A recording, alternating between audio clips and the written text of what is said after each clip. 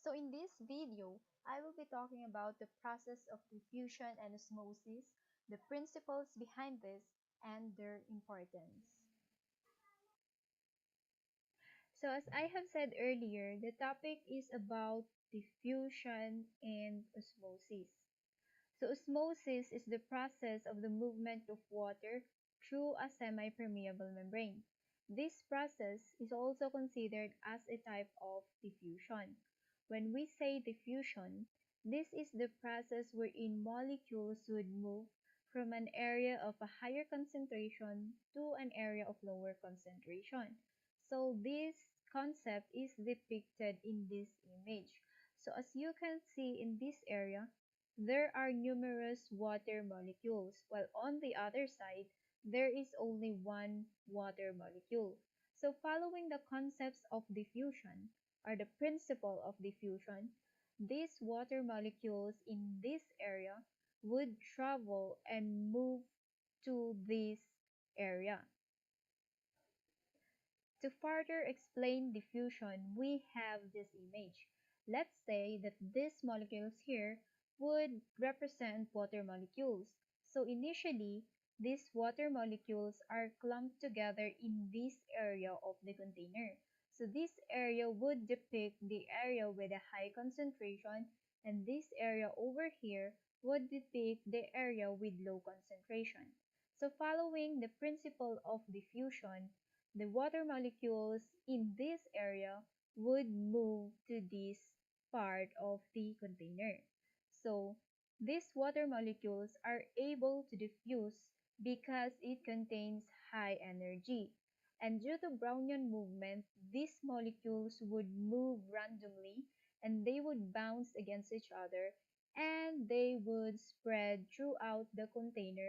Eventually, they would form the equilibrium. When we say equilibrium, this is the condition wherein the water molecules or any other molecule within a container are spread evenly in the available space.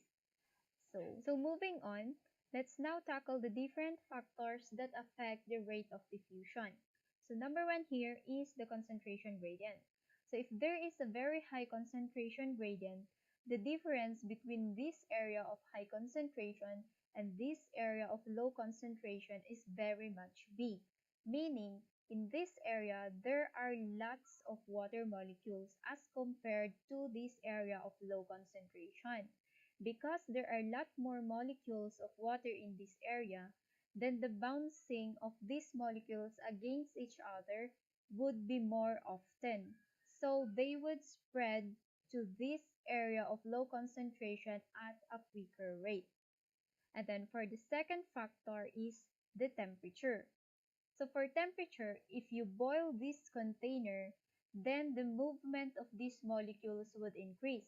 If the movement of these molecules is increased, then they would spread through this area at a higher rate. So they would achieve equilibrium at a higher rate. And the third factor is molecular weight. So for molecules that are heavier as compared to others, they would spread through the available space at a lower rate. So if the molecule is heavier, then it moves slower. So the spreading of the molecule would be slower too. And then for the fourth factor, we have the pressure. If you compress this container and you make it into a smaller container, then the diffusion of these molecules would be at a quicker rate because the available space that they should fill in becomes smaller. Let's now talk about osmosis.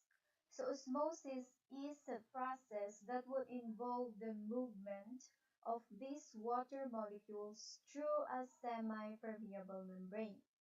So a semi-permeable membrane is a membrane that regulates or controls the type of molecules that would pass through it. So it would allow smaller molecules like oxygen and these water molecules to pass through. However, larger molecules like that of salt and sucrose are not allowed. An example of a semi-permeable membrane is the phospholipid bilayer plasma membrane of the living cells. So for animal cells, they have this phospholipid bilayer structure as their outermost membrane called the plasma membrane. So for this type of membrane, it allows these water molecules to freely exit and enter. However, for this large molecule we have here, the salt, it cannot enter or it cannot pass through the cell membrane unless it is helped by these accessory proteins.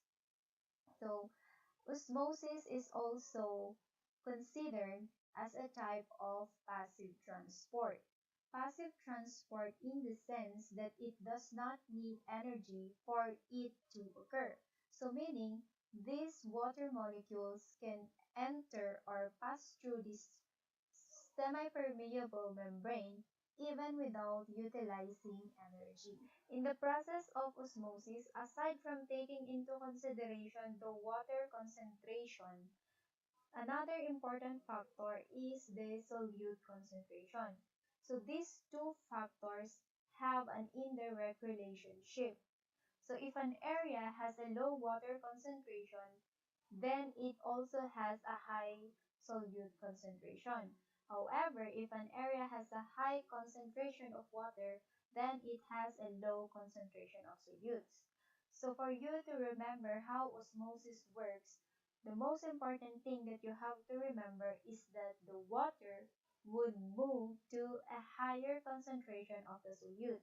So we have here an area which is deprived of solutes, and then the other area is containing high amount of the solute molecules. Water will move to the area with a higher concentration of solutes. So in this area here, we can see that there are lots of solute molecules. While for this area, this is deprived with solutes. So the water molecules in this region would move to the area with a high concentration of the solute.